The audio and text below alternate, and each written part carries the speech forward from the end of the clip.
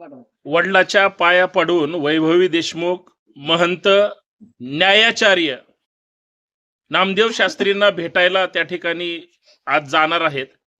खरं तर दुर्दैव या गोष्टीचं वाटतं की वैभवी देशमुख स्वतःचा बाप मारला, स्वतःच्या ज्या पद्धतीनं घराचं छत्र हलवलं गेलं हे सांगण्यासाठी भगवानगडावर त्या नामदेव शास्त्रींना भेटायला आता ती मुलगी जाते।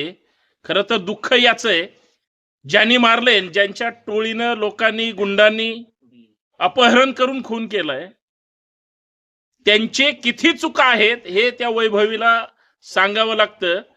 आणि न्यायाचार्य म्हणून पदवी घेणारे ते महंत आता तिथं बसून धर्माच्या शेंगा झोडतील, किती दुर्दैव आहे। म्हणजे गुन्हेगाराचं समर्थन एका महंताकडून होणं किंवा जिवंत माणसाला हलहल करून मारलं हे त्या महंताला जर कळत नसेल तर हे सगळे गुन्हेगार आणि गुन्हेगाराचे समर्थक आहेत एवढंच म्हणावं लागेल।